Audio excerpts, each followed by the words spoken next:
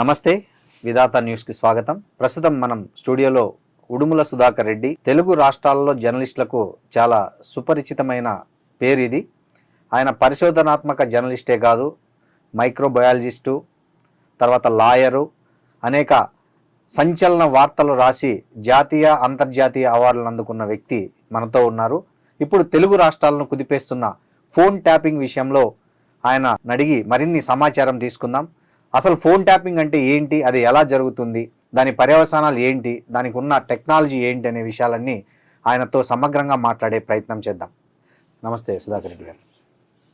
ఇప్పుడు తెలుగు రాష్ట్రాల్లో బాగా చర్చలే ఉన్న అంశము ఫోన్ ట్యాపింగ్. తెలంగాణ ప్రభుత్వము ఈ ఫోన్ ట్యాపింగ్ చేసిందని కాంగ్రెస్ ప్రభుత్వం ఏర్పడిన తర్వాత కొంతమంది పోలీస్ అధికారులు, డిఎస్పీ, ఎస్పీ, అడిషనల్ ఎస్పీ స్థాయి అధికారులను కూడా అరెస్ట్ చేశారు. ఇది అసలు ఫోన్ ట్యాపింగ్ అంటే ఏంటి సార్? అసలు దాన్ని ఎన్ని రకాలది టెక్నికల్గా? సరే, ఫోన్ ట్యాపింగ్ అంశంలోకి వెళ్ళే ముందు మీరు అన్నారు ఒక మాట, ఇప్పుడు బీఆర్ఎస్ ప్రభుత్వం చేసిందని. అంతకుముందు కాంగ్రెస్ కూడా చేసింది. ఓకే సార్, అందరూ చేశారు. ఓకే. కాకపోతే బీఆర్ఎస్ ప్రభుత్వ హయాంలో ఎక్కువ ఫోన్ ట్యాపింగ్ జరిగింది అన్నది అక్కడ మనకు చూస్తే స్పష్టంగా కనిపిస్తుంది. ఇంకొక వేరే మాడ్యూల్స్లోకి వెళ్ళి చేశారు, అది మనం డిస్కషన్ చేద్దాము. బట్ అందరు చేస్తున్నారు, వీళ్ళు అతిగా చేశారన్నది ఆరోపణ. సో ఫోన్ ట్యాపింగ్ సహజంగా మామూలుగా అయితే మనం సింపుల్గా మాట్లాడాలనుకుంటే విలేజ్లో మనకు అప్పుడు టెలిఫోన్ లైన్స్ ఉండేవి. అవును. సో ఎవడో పైకి ఎక్కి దానికి వినొచ్చు. అది కరెక్ట్. సో సేమ్ టెక్నాలజీ, అంటే రెండు ఇద్దరి మధ్య జరిగే ఫోన్ ట్యాపింగ్, ఫోన్ సంభాషణని మధ్యలో సర్వీస్ ప్రొవైడర్ సాయంతో ట్యాప్ చేస్తారు గవర్నమెంట్. అండ్ టెలిగ్రాఫ్ యాక్ట్ చట్టం ప్రకారం 1885లో ఈ టెలిగ్రాఫ్ యాక్ట్ వచ్చింది. బ్రిటిష్ వాడు తీసుకొచ్చాడు. ఎందుకు? పబ్లిక్ ఎమర్జెన్సీ, పబ్లిక్ సేఫ్టీ, అంటే ప్రజలకి ఎమర్జెన్సీ సిచ్యువేషన్ గురించి, ప్రజల భద్రతకు సంబంధించిన అంశాల్లో ఎవరి ఫోన్ అయినా మనం వినొచ్చు అని బ్రిటిష్ వాడు తీసుకొచ్చాడు. ఆ బ్రిటిష్ చట్టం ఇంకా ఉంది. అయితే ఈ చట్టంలో ఏం చెప్తున్నారంటే ఓన్లీ పర్మిషన్ తీసుకొని చేయాలి. స్టేట్ హోమ్ సెక్రటరీ, సెంట్రల్లో అయితే సెంట్రల్ హోమ్ సెక్రటరీది. ఒకవేళ ముందే చేస్తే తర్వాత రాటిఫై చేసుకోవాలి. అయితే ఈ ఫోన్ ట్యాపింగ్లో ఏమవుతుందంటే ఒక సర్వీస్ ప్రొవైడర్కి చెప్తారు, ఇగో పలానా సుధాకర్ ఫోన్ నెంబరు మేము ట్యాప్ చేయాలనుకుంటున్నాం అనుకున్నప్పుడు సర్వీస్ ప్రొవైడర్ ఒక లైన్ ఇస్తాడు. అది రెండు రకాలు, లీజుల్ లైన్ అంటారు, ఐఎస్డిఎన్ అంటారు. లీజుల్ లైన్ అంటే డైరెక్ట్గా మనం లైన్ వేసుకోవచ్చు, అది డైరెక్ట్గా వినొచ్చు. దానివల్ల ఏంటంటే అడ్వాంటేజ్ స్పష్టంగా వినపడుతుంది. ఐఎస్డిఎన్ అంటే అది వేవ్స్ ద్వారా వచ్చేది కాబట్టి కొంచెం స్పష్టత తక్కువగా ఉంటుంది. అయితే ఈ సర్వీస్ ప్రొవైడర్కి అడుగుతాడు, అంటే నేను జియో వాడుతున్నాను అనుకోండి, జియోని అడుగుతారు, ఇగో ఈ నెంబర్ని ట్యాప్ చేయాలి, ఇతను దేశ భద్రతకు సంబంధించో లేకపోతే మామూలుగా ఏమవుతుందంటే ఇప్పుడు స్టేట్లో తెలంగాణలో మనకు 2 agencies, SIB special intelligence branch, anti మావోయిస్టులకు వ్యతిరేకంగా మావోయిస్టుల కార్యకలాపాల మీద నిఘా పెట్టే సంస్థ, దాన్ని ట్యాప్ ఈ మావోయిస్టుల మీద ట్యాప్ చేయడానికి వాడతారు. అదేవిధంగా కౌంటర్ ఇంటెలిజెన్స్, వీళ్ళు ఏంటంటే యాంటీ టెర్రర్, అంటే ఉగ్రవాదులు, ఈ ఉగ్రవాద కార్యకలాపాల మీద నిఘా ఉంచడానికి ఈ వాడాలి. అయితే సెంటర్లో ఏమైందంటే ఈ సిబిఐకి ఇచ్చారు, దెన్ ఇన్కమ్ ట్యాక్స్ డిపార్ట్మెంట్ కూడా ఇచ్చారు, అంటే ఆర్థిక నేరాలకు సంబంధించి కూడా కొన్ని పవర్స్ ఇచ్చారు. ఎవరి ఫోన్ అయినా ట్యాప్ చేయొచ్చు. ఎవరి ఫోన్ అంటే ఎవరైతే ఈ నేరంతో సంబంధం ఉంది, ఎవరైతే నేరం చేస్తున్నారు, ఎవరైతే వైలేషన్ ఆఫ్ యాక్ట్ చేస్తున్నారు, అక్కడ పన్ను ఎగవేత, ఇక్కడైతే క్రైమ్స్. అంటే ప్రతి ఫోన్ పెట్టినప్పుడు ఒక ఎఫ్ఐఆర్ నెంబర్ అయితే ఇవ్వాలి. ఫలానా ఎఫ్ఐఆర్ నెంబర్లో ఇతన్ని మేము ట్యాప్ చేస్తున్నాం, ఫలానా కేసుకు సంబంధించి ట్యాప్ చేస్తున్నాం, లేదంటే ఫలానా ఉగ్రవాద సంస్థకు సంబంధించి అని మనం ఈ నెంబరు ఎందుకు చేస్తున్నామో చెప్పాలి. ఇది వీళ్ళు ఏం చేస్తారంటే ఒక ఎఫ్ఐఆర్ నెంబర్ తీసుకుంటారు. ఒక girl missing case, first type of violation ఎక్కడ జరుగుతుందంటే దాంట్లో ఒక 2 జర్నలిస్టుల నెంబర్లు పెట్టాలి, లేకపోతే 2 ఎమ్మెల్యేల నెంబర్ పెట్టాలి, లేకపోతే అపోజిషన్ లీడర్ నెంబర్ పెట్టాలి. సో ఆ ఎఫ్ఐఆర్లో సంబంధం ఉన్న వాళ్ళు 2 ఉంటారు, సంబంధం లేని వాళ్ళు ఇంకొక 2 పెడతారు. సో అదొక టైప్ ఆఫ్ మోడస్ ఆపరెండి. అది సింపుల్, గొడవ లేకుండా అది అందరు చేస్తుంటారు. అది దాంట్లో కొంతమందిని ట్యాప్ చేస్తుంటారు. అట్లా కాకుండా ఇప్పుడు ఏం జరిగింది అంటున్నారంటే ఒక ప్రైవేట్ ప్లేస్లో ఒక ఛానల్ అన్నారు, అక్కడ వెళ్ళి కొన్ని సర్వర్లు, మీడియేషన్ సర్వర్స్ అంటారు, ఈ మీడియేషన్ సర్వర్స్ని పెట్టి ఎక్కడైనా మీడియేషన్ సర్వర్ ఉండాలి, అది బయట పెట్టారని, అది ఎస్ఐబిలో ఉండాలి. ఒక ఆరోపణ ఏంటంటే ఇతను ఒక సపరేట్ రూమ్ పెట్టుకున్నాడని ఎస్ఐబిలోనే, ఎవరిని రానియకుండా అందులో మీడియేషన్ సర్వర్స్ పెట్టుకున్నాడు అని ఒకటి, ఓన్లీ ఫర్ వాళ్ళ ఆ ప్రణీత్ రావు అనే అతను వాళ్ళ అవకాశం, వాళ్ళ సంబంధించిన ట్యాప్ చేయడానికి. అట్లా కాకుండా బయట పెట్టారని, ఎస్ఐబి బయట ఛానల్లో చెట్టి అక్కడి నుంచి లీజల్ లైన్ తీసుకుని అరెస్ట్ చేసేయకపోతే పారిపోయారు విదేశాలకు అనేది కూడా ఆ మధ్య వార్తలు. దాని గురించి నాకు స్పష్టంగా అతని రోల్ ఏంటో మనకు తెలియదు. మనం జనరల్ గా మాట్లాడినప్పుడు బయట పెట్టారన్నది ఒక ఆరోపణ. అయితే ఇదే కాకుండా ప్రధానంగా ఇక్కడ జరిగింది ఏంటంటే, ఇజ్రాయెలోడు ఈ టెక్నాలజీలో చాలా ముందుంటాడు ప్రపంచంలో అందరికీ, ఎందుకంటే వాడి చుట్టూ శత్రువులే, ఎవడెప్పుడు ఏం చేస్తాడో తెలియదు. అందుకని వాడు ఈ టెక్నాలజీని డెవలప్ చేస్తుంటాడు, ఈ ఫోన్ ట్యాపింగ్ కానీ ఫోన్ సర్వీలియన్స్ కానీ. ఏం చేశాడంటే ఒక ఇన్స్ట్రుమెంట్ కనిపెట్టాడు. ఆ ఇన్స్ట్రుమెంట్ ఒక కార్లో, వ్యాన్ లో పెట్టుకోవచ్చు, లేదా ఒక ఇంట్లో. ఇప్పుడు మన స్టూడియో పక్కన ట్యాప్ చేయాలనుకుంటున్నారు, మన ఇద్దరు ఫోన్ లో మాట్లాడుకుంటున్నాం మన ఫోన్, అప్పుడు పక్కన ఇంటి పక్కన పెట్టొచ్చు. ఆ ఇన్స్ట్రుమెంట్ ఏంటంటే man in the middle attack అంటారు. మ్యాన్ ఇన్ ద మిడిల్ అంటే నీకు ఏ కనెక్షన్ లేకుండా, సర్వీస్ ప్రొవైడర్ కి సంబంధం లేకుండా, సర్వీస్ ప్రొవైడర్ కి సంబంధం ఇక్కడ జియో వాడు, ఎయిర్టెల్ వాడు ఎవడు దారిలోకి రాడు. సర్వీస్ ప్రొవైడర్ కి సంబంధం లేకుండా, కేంద్ర హోంమంత్రిత్వ శాఖ కానీ రాష్ట్ర హోంమంత్రిత్వ శాఖ సంబంధం లేకుండా ఈ ఇల్లీగల్ ఎక్విప్మెంట్ తో అక్కడ ఏం జరుగుతుంది అన్నది 200-300 మీటర్లు దూరంలో పెట్టుకొని అక్కడ ఫోన్ కాల్స్ అన్ని వినొచ్చు. అది టవర్ నుంచి డైవర్ట్ చేసి మిమిక్ చేసి చేస్తుంది దాన్ని. అది చేశారు, వీళ్ళు కొన్నారు, అది చేశారు. మీరు చెప్తున్నది తెలంగాణలో జరిగింది, ఈ టవర్ దగ్గర ఇన్స్ట్రుమెంట్ పెట్టి దాని ద్వారా విన్నది ఎక్కువ జరిగిందా, లేకపోతే లీజుడ్ లైన్స్ ద్వారా? రేవంత్ రెడ్డి ఇంటి పక్కన అవును ఇది పెట్టి విన్నారనేది ఆరోపణ. అవును, రేవంత్ రెడ్డి కాదు, కొంతమంది టార్గెట్స్ ఇంక్లూడింగ్ హిమ్. ఆ పక్కన వ్యాన్ పెట్టు, లేకపోతే ఇల్లు అద్దెకు తీసుకోను, ఈ man in the middle attack సంబంధించిన ఎక్విప్మెంట్ పెట్టి ఆ ఎక్విప్మెంట్ తో విన్నారు. సో దీన్ని IMSI అంటారు, ఐఎంసి క్యాచర్ అంటారు, ఐఎంసి క్యాచర్. దాన్ని ఇంటర్నెట్ మొబిలిటీ ఎక్విప్మెంట్ అది. IMSI క్యాచర్ ని, IMCI క్యాచర్ అది కొన్ని లక్షలు ఉంటది. సో దాన్ని ఇజ్రాయెల్ నుంచి తెప్పించుకొని, అంటే ఇప్పుడు ఇజ్రాయెల్ నుంచి తెప్పించుకుంటారు కదా సార్, దీనికి అంటే ఆ దేశం ఎవరు పోయి అడిగినా ఇచ్చేస్తారా? దానికి ఏమన్నా ఒక పద్ధతులు ఉన్నాయి తెచ్చుకోవడానికి? వెరీ ఇంపార్టెంట్ క్వశ్చన్ అండి. ఇజ్రాయెల్ వాడు దుబాయ్ లో, ఇజ్రాయెల్ లో ఈ ఎగ్జిబిషన్లు పెడతాడు. నా దగ్గర వచ్చినాయి, మన దగ్గర చేపల మార్కెట్ ఉన్నట్టు, కూరగాయల మార్కెట్ పెట్టినట్టు వాడు నా దగ్గర ఎందుకంటే వాడి దగ్గర ఎక్సెసివ్ ఉంటుంది, వాడు అడ్వాన్స్డ్ వాడుతుంటాడు, మిగతా అన్ని జనాలకు అమ్ముతుంటాడు. వెపన్ ఎగ్జిబిషన్ అయినా అంతే.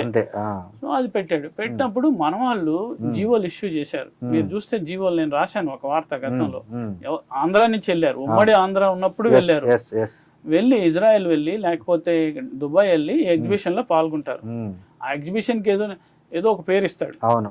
సో దానికి వెళ్ళి అన్ని చెక్ చేసుకొని వచ్చి కొనుక్కున్నారు. అయితే ఇండియాలో ఎవడో ఒక మీడియేటర్ ఉంటాడు, వాడు ఇంపోర్ట్ చేసుకొని వాడు అమ్ముతుంటాడు. అయితే దీనికి ఈ గొడవలన్నీ అయ్యాక ఇజ్రాయెల్ గవర్నమెంట్ ఎండ్ యూజర్ ఎవడో నాకు చెప్పాలి అని పెట్టింది. సో ఈ ఎండ్ యూజర్ ఏదో చెప్తాడు, ఏదో మ్యానిపులేటివ్, ఫోర్జీలో, whatever, we don't know what they are doing. ఈ కేసులో మొత్తానికి వీళ్ళు తెచ్చుకున్నారు ఆ ఎక్విప్మెంట్, దాంతో విన్నారన్నది ఒక ఆరోపణ.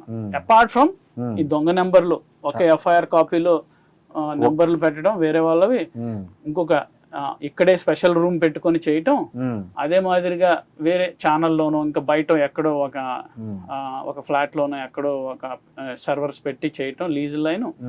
తర్వాత ఇది man in the middle attack, ఇది చేశారు. దీన్ని అందరి ఫోన్ ట్యాపింగ్ పర్వ్యూలో వస్తుంది. చాలా మంది కన్ఫ్యూజ్ అవుతున్నారు. ఇప్పుడే మనం ఇప్పుడు నారా లోకేష్ ఇందాకే వచ్చింది మన ఇంటర్వ్యూకి ముందే, అవును, ఆయన కూడా అఫిషియల్ గా కంప్లైంట్ చేశాడు కేంద్ర. అది సో దానికి దీనికి తేడా ఉంది. ఇదేమో ఫోన్ ట్యాపింగ్, అది ఫోన్ ట్యాపింగ్, ఫోన్ సర్వీలియన్స్. అదేంటంటే ఫోన్ బగ్గింగ్ అంటే నీ ఫోన్ లోకి ఈ సర్వీస్ ప్రొవైడర్ తో సంబంధం లేదు, ఇన్స్ట్రుమెంట్ ని బగ్ చేస్తారు. ఏదో ఒక యాప్ ద్వారా ఇన్స్ట్రుమెంట్ ని ఒక యాప్ ద్వారానో, ఒక స్పైవేర్, మీకు ఒక మంచి ఫోటో, ఒక అందమైన హీరోయిన్ ఫోటో పంపుతారు, మీరు నొక్కారు అనుకోండి సపోజ్, అందు మీ ఫోన్ లో వచ్చి కూర్చుంటది. అట్లనే మీరు ఇది నొక్కితే మీకు దేవుడి దర్శనం వద్దనుకొని, లేకపోతే మీరు నొక్కితే మీకు బంగారం వస్తుంది ఇలా అదే కాకపోయినా ఒక మెయిల్స్ ఏదో మెయిల్స్ స్పామ్ ఒక మెయిల్స్ పంపించి ఇంకా లింక్ పంపిస్తారు, దాంతో యాప్ వచ్చి కూర్చుంటది. లేదా ఒక స్పైవేర్ వచ్చి కూర్చుంటది మీ దగ్గర, అది పెగాసస్ స్పైవేర్ మనం విన్నాం, అది ఇంకా పెద్ద స్పైవేర్. ఇప్పుడు కొత్తగా మళ్ళీ ఇంకొక స్పైవేర్ తీసుకొచ్చారు. అంతకుముందు ఇన్సేన్ అని ఒకటి వచ్చింది, అంటే ఇక దాన్ని ఇన్సేన్ అంటే పిచ్చి పట్టడం. సో ఇవేంటంటే ఈ స్పైవేర్స్ స్టేట్స్ తీసుకుంటున్నాయి అన్నది యాపిల్లో ఫోన్లో ఒక అడ్వాంటేజ్ ఏంటంటే వాడు ఎప్పటికప్పుడు మానిటర్ చేసి అలర్ట్ చేస్తుంటాడు. ఆండ్రాయిడ్ లో లోకేష్ కూడా యాపిల్ నుంచి అలర్ట్ వచ్చిందని ఆయన కంప్లైంట్ ఇచ్చాడు. ఇట్లా ఇంతకుముందు చాలా మందికి మనకి ఆర్ఎస్ ప్రవీణ్ కుమార్ బిఎస్పీ లో ఉన్నప్పుడు ఆయన అది అయింది. అట్లనే ఒక లాయర్ రవీంద్రనాథ్, ఒక యాంటీ ఈ హ్యూమన్ రైట్స్ కేసెస్ వాదించే లాయర్, ఆయనది అయింది. అట్లా కొంతమంది జర్నలిస్టులు అయింది. సో ఇట్లా ఈ ఎవరైతే యాక్టివిస్టులు అవుతుంటది వీళ్ళు ఏంటంటే ఈ స్టేట్ ఏజెన్సీస్, అది స్టేట్ అయినా ఉండొచ్చు, ఇప్పుడు లోకేష్ స్టేట్ అయినా ఉండొచ్చు, సెంట్రల్ అయినా ఉండొచ్చు, మనం వీళ్ళు చేశారని చెప్పలేము. ఎందుకంటే సెంటర్ కూడా maybe watching it or which ever agency. So దీంట్లో అది ఏంటి, ఫోన్ బగ్గింగ్, దీంతో సర్వీస్ ప్రొవైడర్ తో సంబంధం లేదు, నీకు ఏ కాల్స్ వస్తున్నాయి అది కూడా సంబంధం లేదు, మొత్తం నీ ఫోన్ ని మిర్రర్ ఇమేజ్ చేసుకోవచ్చు. ఫోన్ క్లోనింగ్ అనొచ్చు దాన్ని. అంటే నీ ఫోన్ లో ఏం జరుగుతుంది, అది వాట్సాప్ సిగ్నల్.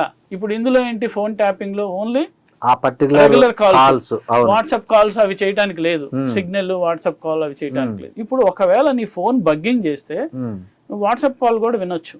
నీ ఇన్స్ట్రుమెంట్ లో ఏమవుతుందో అది తెలుస్తుంది, నీ గ్యాలరీలోకి వెళ్ళొచ్చు, నీ ఫోటో. సింపుల్ అండి. లోన్ యాప్స్ లో లోన్ తీసుకొని ఎగ్గొట్టిన వాళ్ళకి వీళ్ళు ఏం చేస్తున్నారు, వేధిస్తూ వాళ్ళ కాంటాక్ట్స్ అన్ని వీళ్ళకి వాళ్ళకి సంబంధించిన వాళ్ళందరికీ ప్లస్ వాళ్ళ ఫోన్ లో ఉన్న ఫోటోలకు కూడా యాక్సెస్ ఉంటుంది. అది ఏంటంటే యాప్ కి యాక్సెస్ ఉంటుంది, పర్మిషన్స్. అట్లనే ఈ స్పైవేర్ మొత్తం బగ్ చేసి ఆ మిర్రర్ ఇమేజ్ చేసి మీ ఫోన్, ఇంకోటి దాంట్లో సిమ్ క్లోనింగ్ ఉంటుంది, సిమ్ కార్డ్ ని క్లోన్ చేయొచ్చు, మొత్తం ఫోన్ ని క్లోన్ చేయొచ్చు. సిమ్ కార్డ్ క్లోనింగ్ ఈ similar to phone tapping, but ఈ మొత్తం ఫోన్ నే మిర్రర్ ఇమేజ్ చేసి ఫోన్ నే చేయొచ్చు. అట్లా మీ ఫిజికల్ గా ఫోన్ చాలా మంది వదిలేసి వెళ్తుంటారు, అక్కడ ఫోన్ లో కూడా బగ్ చేయొచ్చు. సో ఇట్లా there is a difference between phone tapping and phone bugging. ఇప్పుడు అది డిఫరెంట్. లోకేష్ జరిగింది ఫోన్ బగ్గింగ్ ప్రయత్నం అంటారు, అయి ఉండొచ్చు. యాపిల్ ఇచ్చిన అలర్ట్, అంటే యాపిల్ నుంచి ఎలాంటి, అంటే అలర్ట్ ఎలా వస్తుంది సార్ జనరల్ యూజర్ కి? అంటే యాపిల్ ఏం చేస్తుంది అంటే ఒక they have some software. For instance నేను వెళ్ళాను ఒక ఇన్వెస్టిగేటివ్ జర్నలిజం కాన్ఫరెన్స్ కి, నా ఫోన్ చెక్ చేయించుకున్నాను. అక్కడ సిటిజన్ ల్యాబ్ అని ఉంటుంది, వాళ్ళు నా డేటా తీసుకొని వెదర్ యు హావ్ బీన్ బగ్డ్ అని they can tell. So like wise Apple ఎప్పుడు సెక్యూరిటీ చూసుకుంటుంటది. చూసుకున్నప్పుడు వాళ్ళకి అలర్ట్స్ వాళ్ళకి తెలిసిపోయినప్పుడు మెసేజ్ రూపంలో వస్తుంది అలర్ట్, మెసేజ్ రూపంలో. ఇప్పుడు మనకు కూడా అలర్ట్స్ వస్తుంటాయి. అంటే ఏ రకంగా వస్తుంది సార్? మీ ఫోన్ బగ్గింగ్ అవుతుందా? డైరెక్ట్ గా మనకి మెసేజ్ కనపడుతుంది, SMS కూడా కాదు, డైరెక్ట్ గా మెసేజ్ కనపడుతుంది. నోటిఫికేషన్, యాపిల్ నోటిఫికేషన్ అనొచ్చు, నోటిఫికేషన్ వస్తుంది. ఈ నోటిఫికేషన్ లో మీ phone we're suspecting true or false, but we're suspecting that your phone being targeted by ఇదని. అయితే ఇది అసలు పెగాసస్ ఇప్పుడు అంటే ఆంధ్రలో కూడా ముందే ఉంది, ముందు నుంచి లాస్ట్ గవర్నమెంట్ పనిచేసిన వెంకటేశ్వరరావు గారి మీద కూడా ఇట్లాంటి ఆరోపణల మీదే కదా ఆయన అప్పుడు కేసులు కూడా అయినాయి ఏపీలో. అప్పుడు దాని మీద గవర్నమెంట్ అఫీషియల్ గా చెప్పింది. సో ఇదేంటంటే ఈ సాఫ్ట్వేర్ గవర్నమెంట్ పర్చేజ్ చేస్తున్నాయండి. అది అంటే అఫీషియల్ గా పర్చేజ్ చేశారు సార్ ఈ సాఫ్ట్వేర్ ను. అఫీషియల్ గా ఏంటంటే ఏ ఫోరెన్సిక్ డిపార్ట్మెంట్ చేతనో ఏదో పర్చేజ్ లాగా చూపిస్తారు. సో వాళ్ళు అఫీషియల్ గా నేను పెగాసస్ కొంటున్నానా చూపిస్తున్నాడా లేదని మనకు తెలియదు, కానీ but he will use some other APFSL ద్వారా పర్చేస్ చేయొచ్చు. APFSL లో ఏదో ఒక సాఫ్ట్వేర్ కొంటున్నట్టు పర్చేస్ చేసి చూపించవచ్చు. మధ్యలో ఎవరో కొంటున్నారు, వాడి దగ్గర నుంచి వీళ్ళు కొంటారు. ఇక్కడ డీలర్స్ లాగా, డీలర్స్ లాగా ఈ స్పైవేర్ డీలర్స్ ఉంటారు. సో ఇది ప్రధానంగా మనం చెప్పాల్సింది ఏంటంటే చట్టం ప్రకారం జరగట్లేదు, రాజ్యాంగబద్ధంగా జరగట్లేదు. చట్టం ప్రకారం టెలిగ్రాఫిక్ యాక్ట్ ప్రకారం పబ్లిక్ ఎమర్జెన్సీ, పబ్లిక్ సేఫ్టీ గురించి కాకుండా టెర్రరిస్టులు, మావోయిస్టులు మాత్రమే చేయాల్సి ఉండగా ఒక రాజకీయ కారణాల కోసం ఎవడు అధికారంలో ఉంటే, అది రాష్ట్రంలో కానీ కేంద్రంలో కానీ ఎవడున్నా ఆ అపోజిషన్ పార్టీని వాళ్ళకి సంబంధించిన స్ట్రాటజీస్ అపోజిషన్ పార్టీ, జర్నలిస్టులు, లాయర్లు, యాక్టివిస్టులు, హ్యూమన్ రైట్స్ యాక్టివిస్టులు వీళ్ళందరినీ టార్గెట్ చేసుకుంటూ బగ్గింగ్ చేస్తున్నారు. అంటే ఒక వ్యక్తి స్వేచ్ఛను కాలరాసే విధంగా, వ్యక్తి ప్రైవసీని కాలరాసే విధంగా, డెమోక్రసిక్ ప్రజాస్వామిక విలువలకు విరుద్ధంగా ఆ ప్రజాస్వామ్యం ఉండొద్దు, అపోజిషన్ వాళ్ళ స్ట్రాటజీస్ ముందే తెలుసుకోవాలి, రకరకాల కారణాలతో బగ్గింగ్ చేస్తున్నారు. అది తప్పు.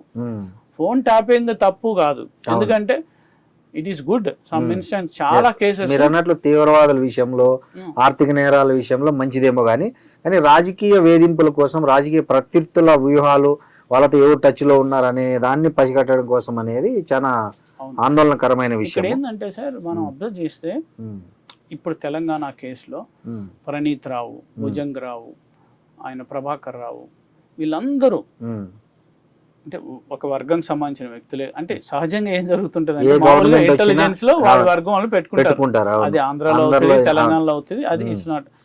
అంటే ఇది ఒక లెవెల్కి వెళ్ళి మనం చూస్తే ఎక్స్టార్షన్ చేశారని. ఇప్పుడు నిన్న క్రియా హెల్త్ కేర్ అని అతన్ని కిడ్నాప్ చేసి ఎక్స్టార్షన్ చేశారు. కానిస్టేబుల్ కూడా మహిళలను వేధించారు. అది నాకు తెలియదు సార్. అది కూడా అంటే ఇక్కడ ప్రాబ్లం అవుతుందని మన మీడియాలో కూడా చాలా కట్టుకథలు వస్తున్నాయి. అవి ఆ కట్టుకథలు ఎంతవరకు వాస్తవం మనకు తెలియదు. నేను అబ్జర్వ్ చేసి ఇప్పుడు let's go by documents, let's go by the confession reports. ఇప్పటి వరకు ఏం జరిగింది? పోలీసులు అరెస్ట్ చేసింది 5గురిని, 4గురిని అరెస్ట్ చేశారు, 5గురిని కేసులో బుక్ చేశారు. వాళ్ళు మా పొలిటికల్ బాస చేయించారు అన్నారు. ఇంతవరకు వీళ్ళు చెప్తున్నట్టు ఎవరి పేరు చెప్పలేదు, పొలిటీషియన్ పేరు. అదే మాదిరిగా ఇలాంటి కానిస్టేబుల్ వ్యవహారం అయితే ఇంతవరకు బయటకు వస్తే అరెస్ట్ అవ్వాలి కదా. అరెస్ట్ చేశారు నల్గొండ జిల్లాలో కానిస్టేబుల్, 2 కానిస్టేబుల్లను అరెస్ట్ చేశారు నల్గొండ జిల్లాలో. మరి అది ఏదో మునుగోడు ఎన్నికలకు సంబంధించిన వ్యవహారంగా చెప్తున్నారు. ఈ ఉమెన్ అయితే చెప్పట్లేదు. మునుగోడు బై ఎలక్షన్ అప్పుడు వాళ్ళ పాత్ర ఉందనే యాంగిల్లో వాళ్ళని అరెస్ట్ చేసినట్లు. అంటే ఒకటేందంటే డబ్బు ఫ్లోని వీళ్ళు అడుకోవటానికి ఇది ప్రధానమైంది. అంటే ఇక్కడ వాళ్ళు పోలీస్ వెహికల్స్ లోనే బీఆర్ఎస్ డబ్బు తరలించారు అనేది కూడా వాళ్ళు కన్ఫెషన్ లో ఒప్పుకున్నారని కూడా వస్తున్నాయి. అది ఇవన్నీ ఈ పర్యవసానాలు ఎలా ఉండబోతుంది కదా. అవును, ఇప్పుడు అంబులెన్స్ లో పేపర్ దాంట్లో కూడా వెళ్తుందని ఆరోపణ. అవును, పేపర్ వ్యాన్స్ లో, అంబులెన్స్ లో వెళ్తుంది. ఇప్పుడు పుష్పాల్లో మనం చూసాం, ఎర్రచందనం అంబులెన్స్ పుష్పాలు కదా, నిజంగా జరుగుతుంది మిల్క్ ట్యాంక్ లో అదంతా. అట్లే డబ్బు వాడు తీసుకెళ్లాల్సినప్పుడు ఇంత డబ్బు పంపిణీ అవుతుంది కదా, దీనికి ఎవడో హెల్ప్ చేయాలి. పోలీసులు ఇక్కడ ప్రాబ్లం ఏంటంటే సార్, పోలీస్ వ్యవస్థ ఇండిపెండెంట్ కాదు. పోలీస్ వ్యవస్థ పొలిటికల్ వ్యవస్థ మిలాఖత్ అయింది. దీంతో ఏమవుతుందంటే వాళ్ళు డబ్బులు పంచుతారు, ఇంకేదైనా పంచుతారు. సో అది ఆయన మీద వచ్చిన ఆరోపణ క్లియర్గా, అది క్లియర్గా ప్రెస్ నోట్ లో కూడా మెన్షన్ చేశారు పోలీసు. ఏది రాధాకిషన్ రావు డబ్బులు ట్రాన్స్పోర్ట్ చేశాడు, అది ఘోరం. అది ఇంకోటి సార్, ఇప్పుడు దీన్ని మనం టెలిగ్రాఫ్ యాక్ట్ లో చెప్పినట్లు దీన్ని ఈ పర్పస్ వేరే పర్పస్ కు వాడుతున్నారు కాబట్టి వీళ్లకు ఎలాంటి శిక్షలు పడే అవకాశం ఉంది? సపోజ్ ఇప్పుడు పోలీస్ అధికారులకు తెలంగాణలో కావచ్చు, ఎక్కడైనా కావచ్చు, అరెస్ట్ అయిన వాళ్లకు ఎలాంటి శిక్షలు పడే అవకాశం ఉంది? ఒకవేళ వాళ్ళు చెప్తున్నట్లు పోలీస్ బాసులు చెప్తే చేశాము అంటే ఆ బాసుల పేర్లు వీళ్ళు చెప్తే అది ఏమైనా కేటీఆర్కో కేసీఆర్కో సమ్ ఎక్స్ ప్రభుత్వ పెద్దలు వాళ్ళే కాబట్టి అప్పట్లో వాళ్ళ మీద ఎలాంటి ప్రభావం చూపించే అవకాశం? 3 అంశాలు ఉన్నాయి ఇక్కడ. మీరు ఇక్కడ confession of the co accused is not valid in the court of the law. ఎవరన్నా వచ్చి నేను పలానా ఆయన ఇప్పుడు ఇన్వాల్వ్ అయ్యాడని చెప్తే accused confession is not accept in PMLA చట్టంలో తప్ప మిగతా అన్ని చట్టాల్లో నాట్ వ్యాలిడ్. బట్ ఇన్వెస్టిగేషన్ కు వాడుకోవచ్చు. దానికి ఎవిడెన్స్ కావాలి. ఊరికే కేటీఆర్ చేశాడని కేసీఆర్ చేశాడని చెప్పారు అనుకోండి, సపోజ్ దానికి ఏమైనా కొరాబరేటివ్ ఎవిడెన్స్ ఉందా? కేటీఆర్ ఏమైనా ఆయనకి మెసేజ్ ఇచ్చాడా ఈయన ట్యాప్ చేయమని, లేదా కేసీఆర్ ఏమైనా మెసేజ్ ఇచ్చాడా వీళ్ళని, అది కలెక్ట్ చేయాలి. అంటే నేను ఇవ్వలేదు అంటలేదు, ఇచ్చాడు అన్నట్టు, అది ఆరోపణ. అంటే most of the directions politicians overall గా చెప్తారు కాబట్టి దానికి ఆధారాలు అనేది కష్టం చాలా. అందుకనే మంచి అధికారి ఎవడైనా అక్కడ రైటింగ్ లో ఇవ్వండి అని అడుగుతారు. అది సో రైటింగ్ లో తీసుకోకుండా, మీరు కూడా పని చేశారు కదా గవర్నమెంట్ లో, so you know it, writing లో ఇవ్వాలి, ఇవ్వరు, ఓవరాల్ గా ఇస్తారు. అది it's a risk of that officer whoever is implementing. దీంట్లో మనం అనుకుంటున్న రాజకీయ ప్రముఖులు ఎవరు దీంట్లో శిక్షలు పడే అవకాశాలు లేవు ఈ చట్టం ప్రకారం. అంటే ఎవిడెన్స్ ప్రొవైడ్ చేయడం కష్టం కాబట్టి. ఒకవేళ గనక సపోజ్ ఈ కేసులో డబ్బులు వాళ్ళకి వెళ్ళినట్టు, వాళ్ళ కంపెనీలకు వెళ్ళినట్టు, ఇక్కడ నుంచి కలెక్ట్ అయిన డబ్బులు కానీ ఈ కంపెనీ హోస్టైల్ టేక్ ఓవర్ వల్ల వాళ్ళు బెనిఫిట్ అయ్యారని అదేమన్నా లింకప్ చేయగలిగితే చూడొచ్చు, అది అవకాశం ఉంటుంది. కానీ జనరల్ గా ఇప్పుడు వరకు ఏంటి, వీళ్ళు డిస్ట్రాయ్ చేశారు ఎవిడెన్స్, దానికి టెలిగ్రాఫ్ యాక్ట్ నిర్దిష్టమైన శిక్షలు ఉన్నాయి దాంట్లో. అయితే ఇందులో ఒక ట్రిక్కీ ఏంటంటే, ఇప్పుడు ఇది ఫోన్ ట్యాపింగ్ తప్ప, ఎక్స్టార్షన్ తప్ప అంటే గవర్నమెంట్ ఒక అంటే వాళ్ళకి, అంటే ఐఎమ్ టాకింగ్ పొలిటికల్, లీగల్లీ మాట్లాడలేదు, పొలిటికల్లీ గవర్నమెంట్ చేసిన తప్పు ఏంటంటే, వాళ్ళు ఇది ఎక్స్టార్షన్ జరిగింది, డబ్బు అక్కడ అది హైలైట్ చేసుకుంటే వాళ్ళు చాలా సేఫ్ గా ఉండేవాళ్ళు ఇప్పుడున్న గవర్నమెంట్. అట్లా కాకుండా ఫోన్ ట్యాపింగ్ ఎక్కువ హైలైట్ అవ్వటం వల్ల ఇప్పుడు రేపు వాళ్ళకి చేతులు కట్టేసినట్టు ఉంటది. అక్కడ పనిచేసే అధికారులు భయపడతారు. ఆ ఫర్దర్ అంటే అది మంచిదే యాక్చువల్ గా, కానీ గవర్నమెంట్ కి డిసడ్వాంటేజ్. సో అదొక ట్రిక్కీ సిచ్యువేషన్. ఇంకోటి, కన్ఫెస్ చేసిన సపోజ్ ఈ రాధాకిషన్ రావు వాళ్ళ పేర్లు చెప్పిన వాళ్ళని క్వశ్చన్ చేయొచ్చు. నిన్న సిపి హైదరాబాద్ శ్రీనివాస్ రెడ్డి చెప్పారు ఏమని, మేము పొలిటికల్ వాళ్ళని కూడా పిలుస్తామని. అది పిలిచినప్పుడు వాళ్ళు క్వశ్చనింగ్ అయితే అవుతుండొచ్చు బహుశా, ఎవరైతే అనుకున్నాం ఆ క్వశ్చనింగ్ లో వాళ్ళకి ఎవిడెన్స్ రావాలి కొరాబరేటివ్గా. ఎందుకంటే కోర్టులు కూడా ఈవెన్ ఫర్ అరెస్టింగ్ సంబడి, అంటే ఊరికనే ఇంకా వాడు చెప్పాడు కన్ఫెషన్ చేశాడని చెప్పి అరెస్ట్ చేయటం అదొక లెక్క, అది బట్ కోర్టులో ప్రూవ్ అవ్వాలి కదా, దానికి ఎవిడెన్స్ కావాలి. మనం కూడా ఇన్ జనరల్గా ఇక్కడ మెయిన్ మన మీడియా మిస్ అవుతుంది ఏంటంటే అండి, ఇక్కడ మనము ఇది ఒక పొలిటికల్ యాంగిల్లో చూసి ఒక టెక్నిక్, ఇక్కడ ఇది ఒక టెక్నాలజీని. ఇప్పుడు మీరు ఒక ఎగ్జాంపుల్ అయింది, లాస్ట్ టైం ఒక ఇన్స్పెక్టర్ బాగా ఫేమస్ పంజగుట్టలో, అతను తన ఎక్స్ట్రా మ్యారిటల్ అఫైర్ లో ఆ భర్త ఎక్కడున్నాడు, టవర్ లొకేషన్, అది ఫోన్ ట్యాపింగ్ కాదు, ఆ టవర్ లొకేషన్ కనుక్కోవడానికి వాడుకున్నాడు. ఏది ఈ అమ్మాయి దగ్గర ఉన్నాడా లేదా ఏ రోజు వెళ్ళటానికి. అంటే పోలీస్ సిస్టమ్ లో, ఎందుకంటే పోలీస్ కి యాక్సెస్ ఉంది, అలాంటిది చాలా జాగ్రత్తగా ఉండాలి, శిక్షలు జాగ్రత్తగా ఎక్కువ ఉండాలి. సో ఎందుకంటే అబ్యూస్ చేసి, సిస్టమ్ ని అబ్యూస్ చేసి, ఇది చాలా దారుణమైన నేరం. ఎందుకంటే ఒక నా ప్రైవసీ, నేను నా ఇంట్లో ఎవరితో మాట్లాడుతున్నాను, అనవసరం, అది కూడా ఎదుటి వ్యక్తి వినే దౌర్భాగ్య స్థితి. అది ఏంటంటే దీని మీద జనరల్ గా జనాలు తెలుసుకోవాల్సింది, ఇక్కడ చాలా మంది ఇది ఒక ఫోన్ ట్యాపింగ్ లేకపోతే, బట్ వ్యక్తిగత ప్రైవసీని మన యూరోప్ లో, అమెరికాలో, యూరోప్ లో చాలా అవేర్నెస్ ఉంటుంది దీని మీద, డేటా ప్రైవసీ, పర్సనల్ ప్రైవసీ మీద. వ్యక్తిగత ప్రైవసీని దెబ్బతీసే విధంగా పోలీస్ వ్యవస్థలు, రాజకీయ వ్యవస్థలు పనిచేయటం చాలా దారుణం. ఇది ఒక something should happen on it. But centre వీళ్ళంతా పొలిటికల్ గేమ్, మాకు ఇవ్వండి, సిబిఐకి ఇవ్వండి అని ఒక రాజకీయ గేమ్ ఆడుతున్నారు, బీజేపీ, కాంగ్రెస్, బీఆర్ఎస్ వీళ్ళంతా. కానీ ఇది ఒక long term solution, or what are the stricter act లో. సో ఇట్లా అయితే ఇంకా ఫర్దర్ గా ఏదైనా చేయొచ్చా, ఈ కొనుగోలులో ఎలాంటి పరిమితులు, రెస్ట్రిక్షన్స్ విధించాలి, ఎవడు వాడాలి, ఇవన్నీ చాలా ఇంపార్టెంట్. బట్ ఇదంతా ఏంటంటే ఇది ఇవాళ మొదలైంది కాదు, ఫోన్ ట్యాపింగ్ అనేది 1990s లో గొడవ అయింది, తర్వాత నీరారాడియా టేప్స్ గొడవ, ఇదంతా జరుగుతూనే ఉంది. అయితే ఇప్పుడు ఏమైందంటే ఈ elected monarchy, elected aristocracy, elected మోనార్కీలో ఏమవుతుందంటే వాడు పవర్ కోసం, నాకు రెసిస్టెన్స్ ఉండొద్దు, నాకు ఎవడు ఎదురు తిరగొద్దు, ఎవడు నాకు వ్యతిరేకంగా ఉద్యమాలు చేయొద్దు, ఈ స్ట్రాటజీస్ అన్ని కనుక్కోవటానికి, వాళ్ళని తొక్కిపట్టడానికి చేస్తున్న ప్రయత్నంలోనే ఇది జరిగింది. సార్, ఈ యాక్ట్ ప్రకారం ఇప్పటివరకు ఎవరికైనా శిక్షలు పడ్డాయా? పడితే ఎంత కాలం పడే అవకాశం ఉంది? అంటే నాకు స్పెసిఫిక్ గా తెలీదు దానికి సంబంధించి, నేను నాకు దాని మీద అంటే ఇంతమంది శిక్ష పడిందని నేను కనుక్కోలేదు. బట్ డెఫినెట్ గా చాలా అరుదుగా ఇది ఇలాంటి బయటకు వచ్చి కేసుల దాకా వెళ్తున్నాయి. అవును, ఎందుకంటే అందరు చేస్తున్నారు. ఇవే మన తెలంగాణలో అరెస్ట్లే హైయెస్ట్ అనుకుంటున్నాను. తెలంగాణ ఫామ్ అయిన తర్వాత అయితే ఫస్ట్ టైం. అవును, ఇప్పుడు ఉమ్మడి ఆంధ్రాలో కూడా చాలా, I don't remember any cases. నేను టేకప్ చేసిన తర్వాత టెలిగ్రాఫ్ యాక్ట్ కింద కేసులు బుక్ అని తక్కువ. సో ఇవి అంటే ఎలా ఉంటది అంటే సార్, ఇప్పుడు అందరూ వాడుతున్నారు, నేను చేస్తున్నా, నువ్వు చేస్తున్నావు, కానీ ఇక్కడ ఏంటంటే ఎక్సెస్ అయిపోయింది. ఎక్సెస్ అయిపోయి ఇంకా ఎదుటి అపోజిషన్ లీడర్ని పర్టికులర్గా ఇప్పుడున్న ముఖ్యమంత్రిని టార్గెట్ చేశారన్నది మెయిన్ ఆరోపణ. ఆయన్నే కాదు చాలా మంది లీడర్లు బీజేపీ వాళ్ళు, ఈటల రాజేంద్ర గారు కూడా అన్నారు, నా ఫోన్ కూడా అట్లే బయటపడింది. ఆ మధ్య డబ్బుతో దొరికిన బీజేపీ ఆపరేషన్ లో బిఎల్ సంతోష్ వాళ్ళు అక్కడ ఫామ్ హౌస్ ది కూడా ఆ పర్టికులర్ ఎమ్మెల్యేల ఫోన్ ట్యాప్ చేయడం వల్ల ఇది తెలిసింది. వాళ్ళ ద్వారా తెలుసుకొని వాళ్ళనే ద్వారానే ఆపరేషన్ చేయించారనేది కూడా ఒకటి వినిపిస్తుంది. మరి అయితే ఇదేంటంటే సార్ చాలా మంది రాస్తున్నారు 1,00,000 ఫోన్లు ట్యాప్ చేశారు. అంత ఉండదు, ఎందుకంటే కొన్ని వందలు చేసి ఉంటారు. ఎందుకంటే అన్ని లైన్స్ ఉండవు, అంత సర్వర్ ఉండదు, అంత కథ ఉండదు. కొన్ని లైన్స్ కొన్ని వందలు చేసి ఉంటారు. పొలిటికల్ గా it's been happening, it's true. ఇది జరగలేదు అని ఇప్పుడు ఎవరైనా చెప్పని, ఇప్పుడు కేటీఆర్ అన్నారు ఏమని, ఆ చేస్తే ఇద్దరు చేసిండొచ్చు అన్నారు. అది క్రైమ్ గా, అది ఎవిడెన్స్ కింద పనికొస్తుందా సార్ కేటీఆర్ కామెంట్? అంటే ఆయన లీగల్ కరెక్టే మాట్లాడాడు. ఆయన ఏమన్నాడు, చేస్తే కొంతమంది చేసి ఉండొచ్చు లంగలి దొంగలి అన్నాడు. తర్వాత అది టెలిగ్రాఫ్ యాక్ట్ ప్రకారం అలోడే.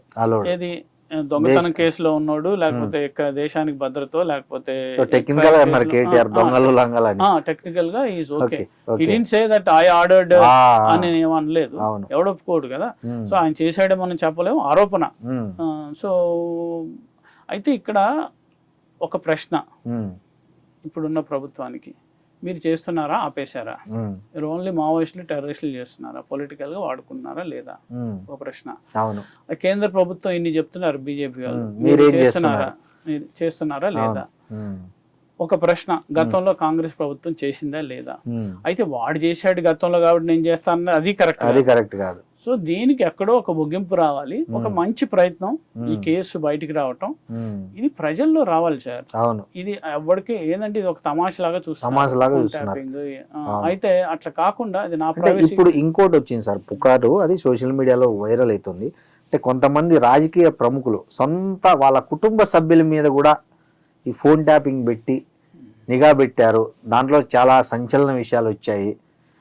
దానికి ఎగ్జాంపుల్గా కొన్ని చెప్తున్నారు, సమంత, రకుల్ ప్రీత్ సింగ్ విషయాలు కూడా కొన్ని, అంటే బయటికి రకరకాల మాధ్యమాల్లో మనం చూస్తున్నది. అంటే సో మీరు అడిగిన ప్రశ్న అది చాలా దారుణం అండి. ఈ యూట్యూబ్ ఛానల్స్ కానీ మీడియా ఛానల్స్ కానీ ఇప్పుడు ఒక ఆమె అయితే ఏకంగా చెప్పేస్తుంది, దారుణం. ఎందుకంటే రకుల్ ప్రీత్ సింగ్ బెదిరించారు, నీకేమైనా తెలుసా, సమంత విడాకులు అట్లే అయ్యాయి అని రకరకాలుగా చెప్తున్నారు. చాలా తప్పు, చాలా దారుణం. ఎందుకంటే నేను కూడా చాలా అది చూసి చాలా ఇబ్బంది పడ్డాను. ఎందుకంటే జర్నలిజం అనేది ఎవిడెన్స్ బేస్డ్ ఉండాలి, సాక్ష్యాధారాలతో నిరూపించే విధంగా ఉండాలి, కోర్ట్ ఆఫ్ ద లాలో నిరూపించుకోవాలి. ఈ గాలి పోగేసి గాలి కబుర్లు చెప్పేసి ఆమె ఎవరు సార్? ఇన్వెస్టిగేటర్, ఎవరితో అన్న సోర్సెస్ తో మాట్లాడిందా? ఇప్పుడు నేనే చాలా జాగ్రత్తగా మాట్లాడుతున్నాను, ఎందుకంటే నేను చూసిన డాక్యుమెంట్స్, నాకు తెలిసిన ఆఫీసర్లతో నేను మాట్లాడింది, నాకున్న అవగాహన. ఎందుకంటే ఈ సబ్జెక్ట్ ని ఎన్నో సంవత్సరాల నుంచి కవర్ చేస్తున్నాం, ప్లస్ డిజిటల్ ఇన్వెస్టిగేటర్ గా నాకు తెలిసింది. అలాంటిది నీకెవరు చెప్పారు? ఎవడో బెడ్రూమ్ లో ఏమైనా విషయాలు నీకు ఎలా తెలిసినాయి? అసలు ఆమెని ఒక డిఫమేటరీ కేసు కింద బుక్ చేయాలి. అంత ఘోరంగా మాట్లాడుతుంటే ప్రతిష్ట, ఆమె హీరోయిన్ అవ్వనివ్వండి, లేకపోతే సాధారణ వ్యక్తి అవ్వనివ్వండి, ఎవరైనా ఉండి వ్యక్తుల ప్రతిష్టను దెబ్బతీసే విధంగా, సాక్ష్యాలు లేకుండా వ్యక్తుల ప్రతిష్టను దెబ్బతీసే విధంగా మాట్లాడటం దారుణం. ఇది ఈవెన్ ఈ క్లిక్ బైట్ కోసమో, లేకపోతే నాకు ఎక్కువ వ్యూస్ కావాలనో, ఇది యూట్యూబ్ ఛానల్ కూడా అది పెట్టడం అనేది తప్పు. సో అది I think whoever, because there is no evidence. ఎవడు చెప్పలా, ఎక్కడ కన్ఫెషన్లో ఇంతవరకు రాలేదు. వస్తే చూపించండి. Why the police press notes 3 release చేసింది ఈ కేసులో. 3 ప్రెస్ నోట్స్లో ఎక్కడా ఆ విషయం లేదు. కన్ఫెషన్ రిపోర్ట్లు మాకు వచ్చినాయి, రిమాండ్ డైరీలో వచ్చినాయి, ఎక్కడా లేదు. లేనిది ఎలా సృష్టిస్తున్నారు అంటే ఒక ఊహ, ఒక ఆరోపణ, ఒక పుకారు. ఎన్నో పుకార్లు ఉంటాయి. ఆ పుకార్లన్నిటినీ నిజంగా ఆమె చూసినట్టు, వాళ్ళే చూసినట్టు, దిస్ ఇస్ రిడిక్యులస్ అండి. అంటే అసలు మనం దాన్ని ఖండించడం కూడా ఒక రిడిక్యులస్. ఎందుకంటే అది ఆ పేర్లు అలా తీసుకోవటంలో వాళ్ళ ప్రతిష్ట ఎంత దెబ్బతింటది. ఏదైనా పెళ్లి కాకపోయినా it's you do something with evidence, backed by evidence. ఇంకోటి వ్యక్తుల పర్సనల్ లైఫ్ సార్ అది. ఇప్పుడు ఎవరెవరితో అనేది personal life, unless they are public figures and it is impacting public life. So if suppose they are public figures, but what is it impacting public life అన్నది ఒక ఆలోచన. ఇంకొకటి అసలు నీకు ఊరికే నోటుకొచ్చింది చెప్పేయడం అనేది కూడా చాలా దుర్మార్గమైన విషయంగా మనం బాలే. సరే ఇంకోటి చెప్పండి నాకు, దీంట్లో మీరు చాలా క్రైమ్ కేసులు చూశారు, వాటి రిజల్ట్ చూశారు, ఇక్కడే కాదు జాతీయంగా అంతర్జాతీయంగా కూడా. సో ఈ telephone tapping case end result ఎలా ఉండబోతుంది మనకు తెలంగాణ టెలిఫోన్ ట్యాపింగ్ కేసు? మీ అనుభవంలో మీకున్న దీని ప్రకారం చెప్పండి. బాగా చెప్పారు, మీరు బాగా అడిగారు. ఎందుకంటే చాలా కేసులు మనం చూస్తాము, మీడియాలో సెన్సేషన్ అవుతుంది, చాలా వార్తలు వస్తాయి, చాలా రాసిన తర్వాత చివరికి కోర్టులో తుస్సుమంటాయి. అవును. సో చాలా కేసులు అలా అవుతున్నాయి. ఇది ఈ కేసు అనే కాదు, జనరల్ గా మనం రేప్ కేసుల్లో చూసాము, మర్డర్ కేసులో చూసాము. కన్విక్షన్ రేట్ తక్కువ. ఫస్ట్ కన్విక్షన్ రేటు సిబిఐలో వాటిలో కొంచెం ఎక్కువ, 60% అట్లా ఉంటుంది. మన స్టేట్ ఏజెన్సీస్లో చాలా తక్కువ ఉంది, 30% అట్లా ఉన్న కేసులు ఉన్నాయి. ఎందుకంటే దీనికి రకరకాల కారణాలు ఉన్నాయి. జనరల్గా చెప్తాను.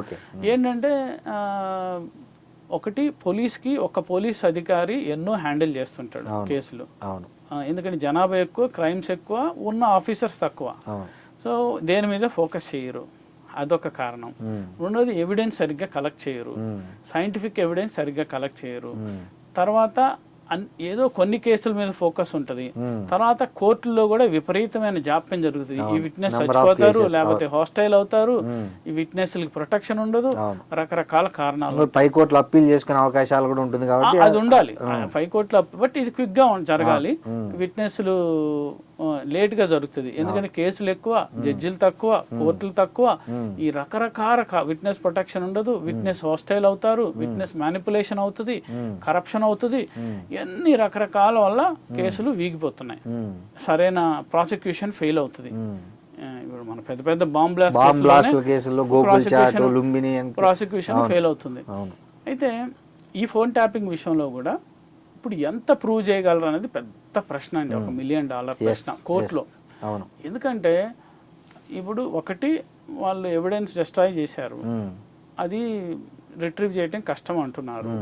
సో ఏం డిస్ట్రాయ్ చేశారు మరి? డిస్ట్రక్షన్ వరకే, డిస్ట్రక్షన్ ఆఫ్ పబ్లిక్ ప్రాపర్టీ వరకు, అంటే దీంట్లో సెక్షన్స్ ఉన్నాయి. టెలిగ్రాఫిక్ యాక్ట్ యాడ్ చేశారు రీసెంట్ గా, destruction of public property act, ఐపీసీలో డిస్ట్రక్షన్ సంబంధించి దాని వరకే ప్రూవ్ చేయగలరేమో. ఈ టెలిగ్రాఫిక్ యాక్ట్ లో ఎక్కడన్నా ఇప్పుడు వీళ్ళు రాటిఫై చేశారా లేదా అన్నది రావాలి. అంటే వీళ్ళకి పంపించారు కదా నెంబర్లు, వాళ్ళ సర్వీస్ ప్రొవైడర్ చెప్పాలి ఈ నెంబర్ నేను చేశాను. ఇక్కడ రాటిఫికేషన్ జరిగినట్టు ఫైల్స్ లేవు అనుకోండి, అప్పుడు ఎవిడెన్సే పోలీస్కి అనుకూలంగా వస్తుంది.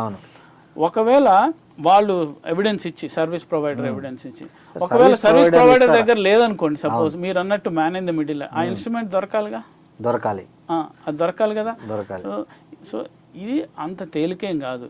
ఇది చాలా నిజంగా పోలీసుల ముందున్న పెద్ద సవాళ్ళు ఏంటంటే, ఫర్దర్గా ఎవరు బాసెస్ అని కనుక్కోవటం ఒకటైతే, రెండోది ఉన్నదానికి సంబంధించి ఎవిడెన్స్, సాక్ష్యాధారాలు సేకరించడం చాలా పెద్ద విషయం. ఇది అంత తేలిక కాదు ఈ కేసులో పర్టికులర్గా. It is going to be herculean task. I'm not saying, because మనం ఇన్వెస్టిగేషన్ స్టేజ్లోనే ఉంది, ఎవిడెన్స్ కలెక్షన్లో ఉన్నారు.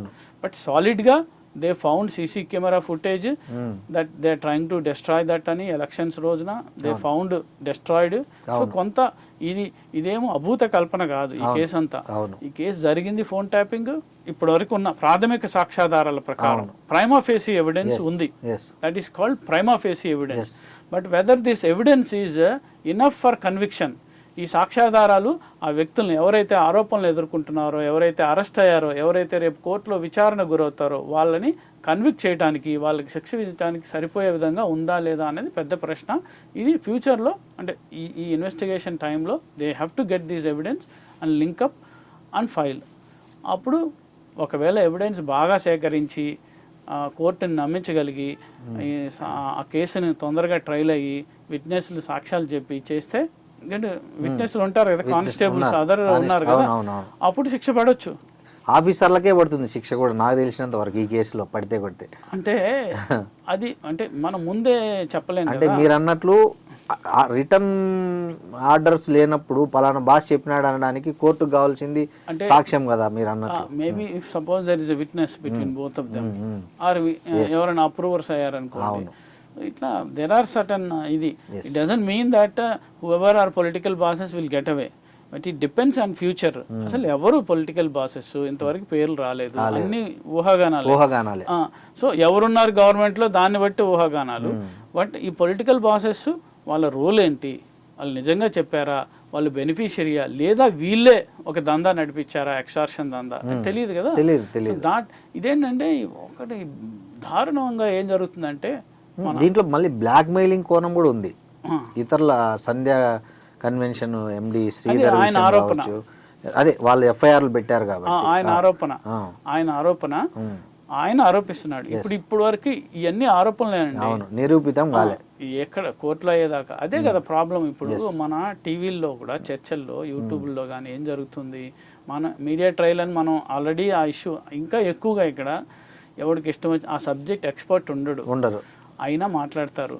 లేకపోతే ఆ విషయం తెలిసినంత వరకు ఇంత సమగ్రంగా ఇంతవరకు ఏ మీడియాలో కూడా రాలే.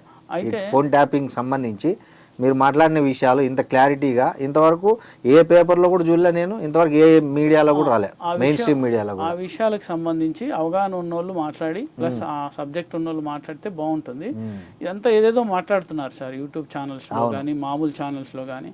అయితే ఇక్కడ సరే విషయం ఏంటంటే సాధారణ వ్యక్తి, ఇప్పుడు పొలిటీషియన్స్, రాజకీయ నాయకులు, జర్నలిస్టులు, లాయర్లు, ఇలా మీ ఫోన్ని ఒకటి ఫిజికల్గా అన్లాక్ చేసి ఉంచుకోవద్దు. నా సలహా ఏంటంటే మీ ఫోన్ని ఫిజికల్గా ఓపెన్ చేసి ఉంచుకోవద్దు.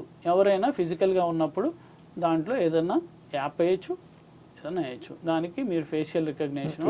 ఒక చిన్న టెక్నికల్ సార్, ఒక ఫోన్ ట్యాప్ అయిందా లేదా అని తెలుసుకోవడానికి ఏదన్నా అవకాశం ఉందా? ఎవరికి వాళ్ళు సెల్ఫ్ చెక్ చేసుకోవడానికి ఏమన్నా ఉందా? మంచిగా అడిగారు. నేను దానికి మొన్నే పెద్ద ట్వీట్ చేశాను.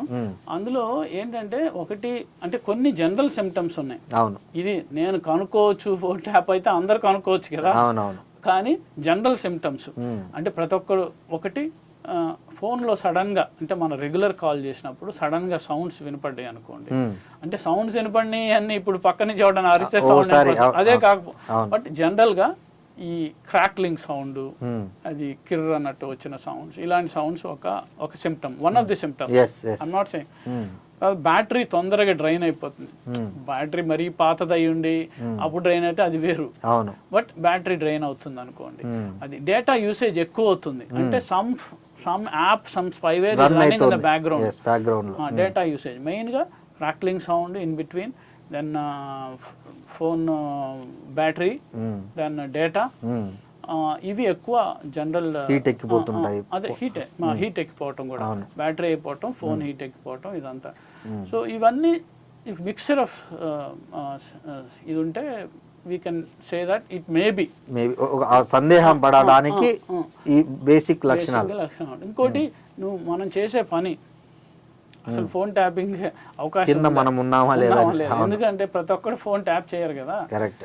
మీరు జర్నలిస్ట్ అయ్యారు, సపోజ్ మీరు ఒక పరిశోధనాత్మక జర్నలిజం చేస్తున్నారు, ఎవరి మీద ఇన్వెస్టిగేషన్ చేస్తున్నారు, మీరు వినాలి. సపోజ్ నేనున్నా అనుకోండి, సపోజ్ నేను ఎక్కువ సెంట్రల్ ఏజెన్సీతో, స్టేట్ ఏజెన్సీతో మాట్లాడుతున్నా, వీళ్ళకు వీడు ఎవరితో మాట్లాడుతున్నాడు పేపర్లో రాయకముందే మనం తెలుసుకోవాలంటే ట్యాప్ చేయొచ్చు. లేకపోతే ఎవరో లాయర్ ఉన్నాడు ఒకరు మానవ హక్కుల కోసం, లేకపోతే ఒక సింపథైజర్స్ ఉంటారు, మావోయిస్ట్ సింపథైజర్స్, వాళ్ళు ఎవరిని కలుస్తున్నారు ఏంటి, ఇలా రకరకాలుగా అందులో మనం ఫాలో అవుతామా లేదా. ఇంకోటి ఒక కంపెనీ అధినేత ఉన్నాడు, సో ఇట్లాంటి వాళ్ళకి సాధారణ జనం అంటే మనం సైబర్ క్రైమ్ కూడా అవకాశం ఉంది కాబట్టి మన దాంట్లో బగ్ వచ్చి కూర్చునే అవకాశం ఉంది. మా సాధారణ జనం ఏంటంటే డబ్బులు కూడా పోతున్నాయి, వాళ్ళ వ్యాలెట్ లో డబ్బులు తెలియకుండానే, ఏం చేయకుండానే, నొక్కకుండానే, ఓటీపీ చెప్పకుండానే. ఫస్ట్ ఏంటంటే ఈ ఫోన్ ని మీరు విడిగా వదిలేసి వెళ్ళొద్దు, ఇది అన్లాక్డ్. ఎందుకంటే అది first somebody can physically put something. తర్వాత యాప్లు, ఏం యాప్లు డౌన్లోడ్ చేసుకుంటున్నాం అవి ప్రొటెక్టెడా కాదా, ఏది పడితే అది యాప్లు డౌన్లోడ్ చేసుకోవద్దు.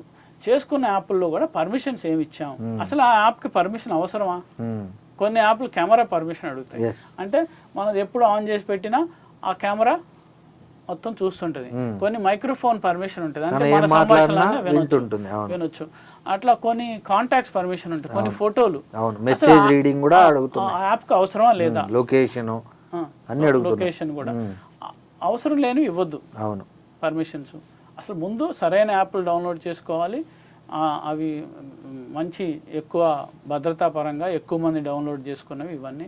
చెత్త యాప్లు చాలా మంది, ఏది ఈ ఫేస్ ఎలా మారిపోవాలి అన్ని డౌన్లోడ్ చేసుకుంటారు, ఫేస్బుక్ లో కూడా వెళ్ళి నొక్కుతుంటారు. అలాంటివి చేయొద్దు, ఎందుకంటే దాంట్లో కూడా క్రెడిబుల్ యాప్స్ ఉన్నాయి, అవి అలాంటి చేయొద్దు. తర్వాత ఎవరికి ఇచ్చాం పర్మిషన్ లో కూడా 3 రకాలు. ఒక్కసారి పర్మిషన్ ఇవ్వండి, ప్రతిసారి అడగండి, every time ask, always give. So దాంట్లో మీరు ఎవ్రీ టైమ్ ఆస్క్, అలో వైల్ యూజింగ్ అనో ఇవ్వాలి.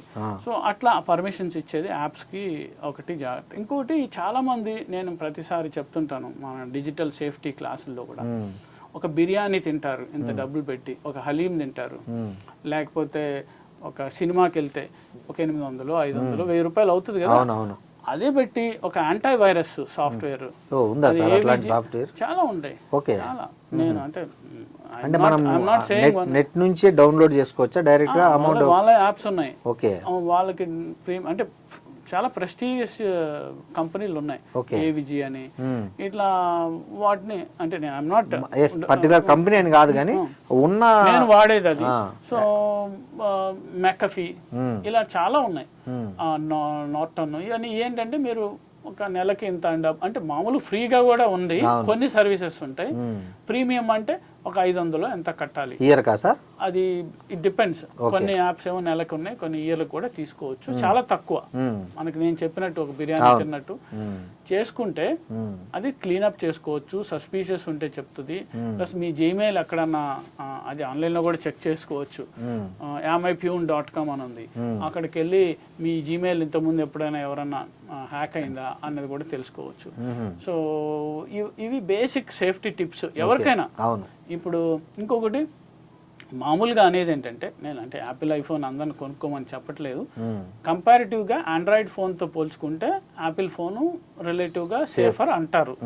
At the same time Apple phone is also vulnerable to Pegasus and high end these thing, but వాడు అలర్ట్స్ ఇస్తారు, అది ఒక విధంగా. అట్లనే ఆండ్రాయిడ్ ఫోన్స్లో కూడా ఇప్పుడు చాలా వచ్చినాయి. తర్వాత మీరు ఈ యాంటీవైరస్ సాఫ్ట్వేర్ పెట్టుకోవాలి. అప్పుడప్పుడు ఫోన్ స్విచ్ ఆఫ్ చేసి స్విచ్ ఆన్ చేసుకోండి, కొన్ని ఆఫ్ అయిపోతుంటాయి ఆటోమేటిక్గా. తర్వాత వెరీ ఇంపార్టెంట్, సాఫ్ట్వేర్ అప్డేట్స్ వస్తాయి, ఆండ్రాయిడ్లో అయినా యాపిల్లో అయినా ఐఓఎస్లో అయినా. ఈ సాఫ్ట్వేర్ అప్డేట్స్ అంటే చాలామంది చేయరు, మళ్ళీ తర్వాత చేసుకుందాం అని పట్టించుకోరు. ఎప్పటికప్పుడు software update, system software update చేసుకోవాలి ఫస్ట్ పని మీరు చేయాల్సింది. అంటే ఆ సిస్టమ్ సాఫ్ట్వేర్ అప్డేషన్ లో ఒకవేళ అట్లా ఏదన్నా ఉంటే పోద్దా సార్, మళ్ళీ వాడు కొత్తగా ట్రై చేయాలి? ఇక్కడ ఏమవుతుందంటే నిత్యము ఈ స్పైవేర్ తయారు చేసే వాళ్ళకి, ఈ ఐఓఎస్ యాప్ వీళ్ళకి ఒక యుద్ధం జరుగుతుంటది. వీడు ఒక స్పైవేర్ తీసుకొస్తాడు, వీడు దీనికి ప్రొటెక్షన్ తెస్తాడు, మళ్ళీ ఆ స్పైవేర్ తెస్తాడు. సో అప్డేట్ చేస్తూ ఉంటాడు. ఆ అప్డేషన్ ఇస్తాడు మన కోసం, ఇచ్చినప్పుడు మనం చేసుకోవాలి, చేసుకోలేనప్పుడు బలైపోతాడు.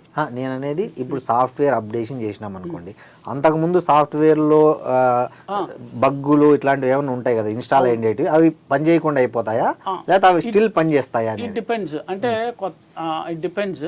అంటే ఓవరాల్ గా యాప్స్ అయితే ఉంటాయి, బట్ కొత్తగా అటాక్స్ రాకుండా, లేకపోతే దానికి సంబంధించి ఆండ్రాయిడ్ కానీ ఐఓఎస్ సంబంధించి కానీ అటాక్స్ రాకుండా కాపాడతాయి దానికి. But if there is an app already sitting, it can't do anything. అందుకని మనం చెక్ మనం మన ఫోన్లో ముందు అసలు ఎన్ని యాప్స్ ఉన్నాయి, అందులో ఏం ఉపయోగపడితే ఉపయోగపడిన అన్ని తీసేయండి. తర్వాత ఉన్న యాప్స్లో మీరు ఉపయోగపడే వాటిలో ఏమి రెప్యూటెడ్ ఇన్స్టిట్యూట్స్, ఎంతమంది డౌన్లోడ్ చేసుకున్నారన్నది ఒక లెక్క. ఇంకోటి ఏం కంపెనీ అది, వాళ్ళకి వెబ్సైట్ ట్రస్టెడే కాదా, ప్లే ప్రొటెక్టెడా కాదా, అదొకటి చూసుకో. ఇంకోటి పర్మిషన్లు ఏం అడుగుతుంది, ఆ యాప్కి అవసరమైందా కాదని అక్కడే తెలిసిపోతుంది అంతే. పర్మిషన్ ఇప్పుడు ట్రూ కాలర్ యాప్ ఉంది సపోజ్, దానికి కెమెరాతో పని ఏంటి, అవసరం లేదు, తీసేయచ్చు. సో ఇట్లా అవి. సో అక్కడ వరకు పర్మిషన్లు తగ్గించేయటం. పర్మిషన్లు ఇచ్చిన వాటికి కూడా అలో వన్సా నెవరా అది చూసుకొని. సార్ మీరు సైబర్ సెక్యూరిటీలో చాలా ఇది చేశారు, చాలా క్లాసులు కూడా చెప్పారు కదా, మీకు తెలిసి కామన్గా ఉండే కొన్ని ఇట్లాంటి స్పై యాప్స్ ఏం పేర్లు, వాటి పేర్లు ఏమైనా మనం చాలా ఉన్నాయండి, కొన్ని మారిపోతూ ఉంటాయి. ఇప్పుడు ఫర్ ఎగ్జాంపుల్ కొన్ని మనం ఎడ్యుకేట్ చేయడానికి చాలా యాప్స్ ఉన్నాయి, అంటే స్పెసిఫిక్గా చెప్పడానికి కాదు. ఓకే. ఇందులో అంటే ఒకటి వైరస్లో ట్రోజన్ హార్సెస్ ఉంటాయి, లేకపోతే మనకి డైరెక్ట్గా క్లిక్ ద్వారా వచ్చేవి, లేకపోతే వైరస్లు, స్పైవేర్స్, సిస్టమ్ని కరప్ట్ చేసే వైరస్లు ఉంటాయి. ర్యాన్సమ్ వేర్ అంటారు, అంటే మనకు వచ్చి మన డేటా అంతా లాగేసుకుంటుంది. ఆ ర్యాన్సమ్ వేర్ వాళ్ళు డబ్బులు అడుగుతారు, మీకు ఈ డేటా ఇవ్వాలంటే. అది కంపెనీలు కూడా ఏది మన ఇప్పుడు హాస్పిటల్ డేటా, సపోజ్ ఒక హాస్పిటల్ ఉంది హైదరాబాద్, ఆ పేషెంట్ డేటా అంతా లాగేసుకొని మీరు డబ్బులు ఇస్తేనే మేము ఇస్తాం. అట్లనే ఫార్మా కంపెనీల డేటా, క్లినికల్ డేటా, అవి ఉన్న ఇన్సిడెంట్స్ డబ్బులు కట్టారు కామన్. ఈ మధ్య మొత్తం ఇది డేటా, ఆధార్ డేటా మీద కూడా దట్ ఈస్ మనకి అవి రావు, ఎందుకంటే అవి బిగ్గర్ థింగ్ ఎవరికంటే మేబీ పెద్ద పెద్ద కార్పొరేట్ వాళ్ళు సైబర్ వాల్స్ అన్ని పెట్టుకుంటారు, అది బిగ్ సైబర్ సెక్యూరిటీ ఎక్స్పర్ట్స్ చూస్తారు. అయితే సాధారణ జనం చేయాల్సింది ఇవ్వండి, ఒకటి ఫోన్ సాఫ్ట్వేర్ అప్డేట్ చేసుకోవాలా, తర్వాత అన్లాక్ లేకుండా వదలొద్దు, లాక్ చేసి పెట్టుకోండి. యాప్స్ డిలీట్ చేయండి, అన్నెసరీ యాప్స్ పర్మిషన్స్ చెక్ చేసుకోండి, యాంటీవైరస్ సాఫ్ట్వేర్ వేసుకోండి, ప్రీమియం కొనుక్కోండి, తక్కువ డబ్బులకే వస్తుంది. తర్వాత రెగ్యులర్గా అది క్లీనప్ చెక్ చేసుకోండి. తర్వాత మీరు ఏమేమి పర్మిషన్లు ఇచ్చారు అది చూసుకోవాలి. తర్వాత Android or anything is okay, because అందరూ. సో అది ఇంకోటి, కంపెనీస్ కూడా మరి కొన్ని చైనీస్ ఇవి కాకుండా కొంచెం రెప్యూటబుల్ కంపెనీస్ కొనుక్కోండి. తర్వాత మీకు అనుమానం వస్తే ఈ సిమ్టమ్స్, వేడెక్కిపోవటం. ఇప్పుడు ఒకవేళ ఎవరికైనా అనుమానం వచ్చింది అనుకో, వాళ్ళు ఏం చేయాలి సార్ నెక్స్ట్? లోకేష్ లాగా కంప్లైంట్ చేయాలన్నా పోలీసులకి, లేకపోతే వచ్చి కన్ఫర్మేషన్ అనుకున్నారనుకోండి, లాక్డౌన్ మోడ్స్ ఉంటాయి. ఆ లాక్డౌన్ మోడ్కి వస్తే మొత్తం, లేకపోతే ఫ్యాక్టరీ రీసెట్ చేసుకుంటే మొత్తం. కాకపోతే మీ డేటా అంతా పోతుంది, చూసుకోవాలి. డేటా అంతా పోతుంది, అదొకటి చూసుకోవాలి. ఫ్యాక్టరీ రీసెట్ ఉంటుంది, లాక్డౌన్ మోడ్ ఉంటుంది, లేకపోతే ఇక్కడ పోలీస్ కంప్లైంట్ చేయొచ్చు, లేకపోతే ఒక ప్రైవేట్ సైబర్ సెక్యూరిటీ ఎక్స్పర్ట్స్ ఉన్నారు, వాళ్ళ దగ్గరికి వెళ్ళొచ్చు. లేకపోతే మీకు జర్నలిస్టులు వీళ్ళైతే సిటిజన్ ల్యాబ్ అని ఉంది, ఈవెన్ లాయర్లకి వీళ్ళకి హెల్ప్ చేస్తున్నారు. వాళ్ళకి మెయిల్లో సిటిజన్ ల్యాబ్ అని మీరు ఆన్లైన్లోనే అప్రోచ్ కావచ్చు. వాళ్ళు కూడా చెక్ చేసి చెప్తారు. కాకపోతే వాళ్ళకి ఫిజికల్గా వాళ్ళు ఒక ఫైల్ పంపించమంటారు, అది ఒక ప్రాసెస్ ఉంది, అది పంపిస్తే అది చెక్ చేసి మనకు చెప్తారు. సో ఈజ్ బేసికల్ అంటే మనం ఇది అందరూ భయపడాల్సిన అవసరం లేదు. 1,00,000 ఫోన్లు ట్యాప్ అయింది అబద్ధము, ఇది పక్కాగా చెప్పగలను. ఇంకోటి ఈ సోకాల్డ్ వస్తున్నాయని ఎవిడెన్స్ లేదు, సాక్ష్యాధారాలు. ప్రతి ఒక్కడు వల్నరబుల్ అవుతాడా ఫోన్ ట్యాపింగ్ అంటే? కాడు. ఎందుకంటే అంత అవసరం అవతలోడికి లేదు, అంత పని లేదు, అంత వినే ఓపిక లేదు, చెత్త అంతా వినే ఓపిక లేదు. ఇంకొకటి జనాలు మనకేంటంటే సాధారణ పబ్లిక్కి 2 విషయాలు. ఒకటి డబ్బులు మీ కాజేసే సైబర్ క్రిమినల్స్ కానీ అది చూసుకోవాలి. రెండోది ఏంటంటే ఇన్ జనరల్గా సమాజంలో ఈ ప్రైవసీకి సంబంధించిన అంశాలు ప్రభుత్వాలు లేకపోతే పోలీసు వ్యవస్థలు ఎలా ఈ టెక్నాలజీని వాడి దాన్ని, అంటే it's a necessary. Phone tapping, ఇప్పుడు మీరు ఏఐ, ఫోన్ ట్యాప్, ఇవన్నీ నెససరీ ఈవిల్స్. కానీ ఎక్కడి వరకు? ఇప్పుడు సేమ్ నా దృష్టిలో ఫోన్ ట్యాపింగ్ని ఎక్స్ట్రా లీగల్ అఫైర్స్ కోసం, ఎక్స్ట్రా లీగల్ కారణాల కోసం వాడటం అనేది ఎక్స్ట్రా జ్యుడిషియల్ ఎన్కౌంటర్ ఎలానో ఎక్స్ట్రా లీగల్ ఫోన్ ట్యాపింగ్ కూడా అలానే. ఇది నడుస్తుంది, అది అరెస్ట్ అయ్యారు ఆయన ఆ కేసులో. అంటే చట్టానికి భిన్నంగా చేసే ఫోన్ ట్యాపింగ్, చట్టానికి విరుద్ధంగా చేసే ఎన్కౌంటర్ కిల్లింగ్స్ సేమ్ అంతా power. That's what the biggest problem. Power నీ చేతిలో ఉన్నప్పుడు నువ్వు చేసే టెక్నాలజీ ఇస్ బిగ్ పవర్ కదా, you can. So that is what the problem. But ఇది రాజకీయ, ఎట్లాగూ ప్రతి దాంట్లో పాలిటిక్స్ ఉంటాయి, దీంట్లో కూడా ఉన్నాయి. అన్ని పార్టీలు అన్ని రకాలుగా మాట్లాడతాయి. అని ప్రజలుగా మనం చూడాల్సింది ఏంటంటే, ఎవరైనా ఏదైనా చెప్తున్నప్పుడు ఆధార సహితంగా చెప్తున్నారా లేదా, 1. 2, ఇది మన ప్రైవసీకి సంబంధించిన అంశం, దీని మీద ఎక్కువ మంది మాట్లాడాల్సిన అవసరం ఉంది. ఏది ఆధారాలతో కూడుకున్న విషయాలు, పుకార్లు కాకుండా, రూమర్లు కాకుండా, ఆధార రహితంగా కాకుండా అందరూ ప్రజలు. ఎందుకంటే ఇట్స్ ప్రైవసీ, ఇది మీ ప్రైవసీ, నా ప్రైవసీ, అందరి ప్రైవసీ. మీరు హ్యాక్ అవ్వకపోయినా, మీ ఫోన్ ట్యాప్ అవ్వకపోయినా, మిమ్మల్ని పాలించే ప్రభుత్వ అధికారులు కానీ, లేకపోతే ప్రభుత్వ అధినేతలు కానీ, రాజకీయ నాయకులు కానీ వాళ్ళ ఫోన్లు ట్యాప్ అవద్దు. ఎందుకంటే బ్యాలెన్స్ ఉండదు. ఇప్పుడు ఎలక్షన్స్లో మీరు చెప్పారు, డబ్బు ఎవరిది పట్టుకుంటున్నారు, ఓన్లీ అపోజిషన్ వాళ్ళు పట్టుకుంటున్నారు. అంటే గవర్నమెంట్లో ఉన్న డబ్బు వెళ్ళిపోతుంది. అంటే అప్పుడు బ్యాలెన్స్, అంటే చెత్త పనిలో కూడా బ్యాలెన్స్ లేవు, మంచి పనిలో ఎలాగూ లేదు బ్యాలెన్స్. సో దీన్ని I think everybody should condemn this phone tapping అనేది. But at the same time అంటే నేను ఒక మీడియా కూడా I think we should be careful and what we're talking and what we're writing. Because ఊరికే నోటికొచ్చిందల్లా చెప్పేసి cinema cinema వాళ్ళు తీసుకొస్తే అది హైలైట్ అవుతుంది అనుకోవడం, ఇదంతా తప్పు. అది దట్స్ నాట్ కరెక్ట్.